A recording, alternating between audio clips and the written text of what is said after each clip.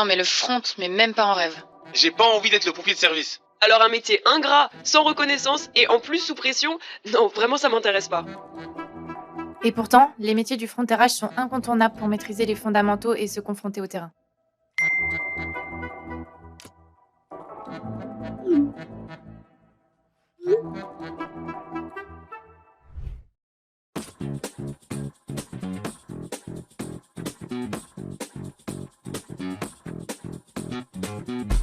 Chez Orange, les processus de recrutement se font majoritairement en interne.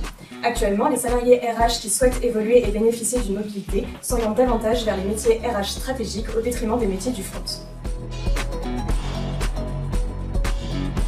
Notre solution s'articule autour d'actions de communication et d'événements visant à promouvoir et à sensibiliser au métier du front RH. Nous allons donc créer une rubrique permanente Oser la Front Fever dans la newsletter d'Orange exclusivement dédiée à la promotion des métiers du front RH.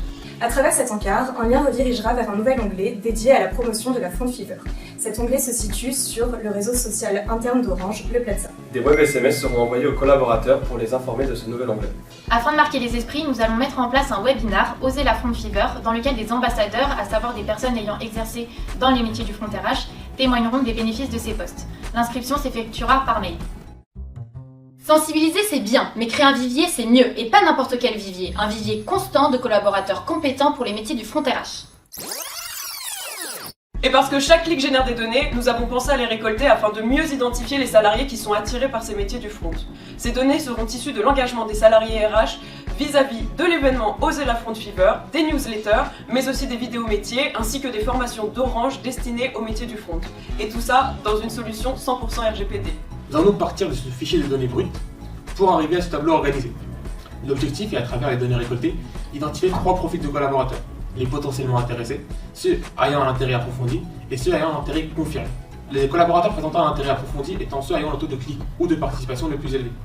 Et les collaborateurs avec un intérêt confirmé étant ceux ayant rempli un formulaire d'inscription au programme que l'on va vous détailler. L'idée est donc d'amener les collaborateurs ayant un intérêt approfondi à remplir le formulaire et donc s'inscrire au programme. Effectivement, nous proposons à ces collaborateurs différentes opportunités à travers le programme J'ose la Front Fever, comme par exemple un échange avec le service de mobilité, un échange avec des ambassadeurs eux-mêmes sur un poste du front ou ayant fait du front, et enfin une immersion sur le poste grâce à des Vie ma vie. Ces opportunités permettront de valider l'intérêt des collaborateurs et de débuter le processus de mobilité. Les personnes ayant aussi un intérêt confirmé mais n'étant pas éligibles à la mobilité sont contactées pour leur expliquer les raisons.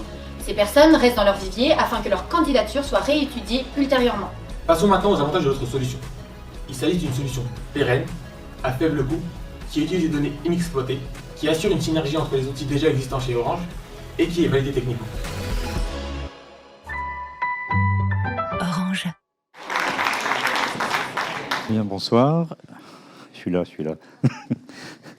Oui, merci donc pour cette très belle présentation. J'ai vu aussi votre rapport qui est également très bien fait. Vous avez utilisé les codes de l'imprimerie, je dirais, pour faire une sorte de magazine. Donc ça change un peu aussi des présentations habituelles.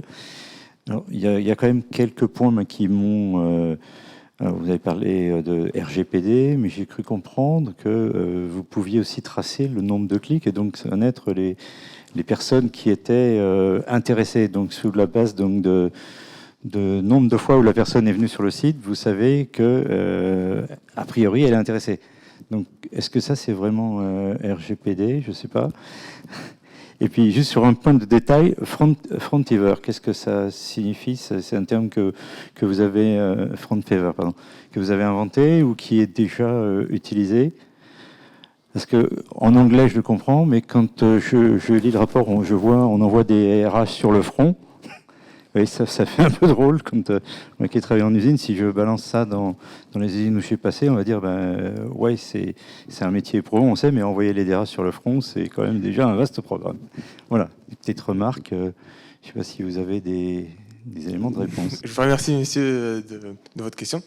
Concernant la partie RGPD, en fait, il faut savoir que pour la newsletter, on ne peut pas collecter les noms des personnes qui ont consulté une rubrique sur la newsletter, par exemple. Mais on peut savoir le nombre de personnes qui ont du coup cliqué.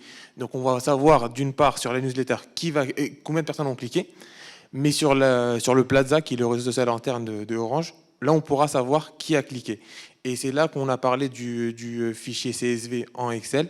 C'est que avec le fichier CSV, il va nous permettre d'aboutir à un fichier Excel avec un scoring, à savoir un score, et savoir le nombre, chaque personne, combien de fois est-ce qu'elle a participé soit à l'événement, soit à regarder des vidéos. Et les personnes donc, qui auront un gros score vont apparaître d'une autre couleur pour que ce soit plus facile pour nous, et pour surtout l'équipe d'Orange. Et concernant la Front Fever, nous on a reçu le sujet, c'était avec cette partie Front Fever, mais le nom du programme vient chez nous. On a décidé de mettre Oser la Front Fever parce que pour nous ça peut être assez intéressant et assez entraînant. On a bien aimé le nom du concept. Je trouve que Front Fever ça va très bien ensemble, mais Front sans Fever c'est déjà plus difficile à lire. Ah oui, bien sûr, bien sûr. Vous avez parlé d'ambassadeurs et de témoignages de personnes qui sont, j'ai compris, aujourd'hui sur des postes front. Est-ce qu'il y a, et est-ce que vous avez identifié chez Orange, des DRH ou des postes seniors qui vont aussi parler de leur expérience front, parce que le role modeling est important pour pouvoir engager les autres à suivre cette voie-là. Et question annexe, est-ce que dans le programme de mobilité, il va être imposé que pour atteindre un certain poste, un certain niveau hiérarchique dans l'organisation RH, il faut être passé par un poste front? Alors, du coup, merci pour votre question.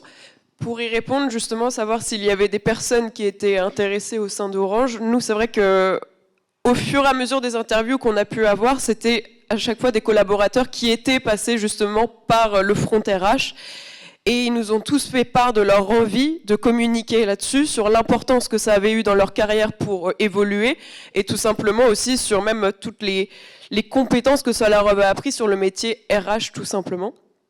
Donc concernant les ambassadeurs, c'est vrai que l'équipe RH pourra mieux cibler que nous en interne les personnes susceptibles de faire les ambassadeurs, mais on sait déjà de notre côté que de nombreuses personnes sont intéressées.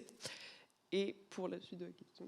Est-ce que ça devient une étape, devient une étape incontournable de passer par le front pour atteindre après des postes de direction RH? C'est vrai que pour nous... En quelque sorte, on ne peut pas le vendre comme une étape obligatoire, mais c'est vrai que dans les différents discours, oui, c'est ce qui devrait ressortir pour pousser les personnes aussi à aller vers la front. Et c'est vrai que malgré tout, dans tous les cas, tout l'ensemble des collaborateurs était aligné avec l'idée de dire que c'était vraiment quelque chose d'indispensable dans une carrière RH si on voulait monter à un certain poste, comme vous le disiez. Donc oui, on ne va pas l'imposer, c'est pas quelque chose qu'on peut imposer aux collaborateurs, il faut évidemment ce qu'ils veulent, mais oui, ça sera vendu par les ambassadeurs en tout cas. Merci.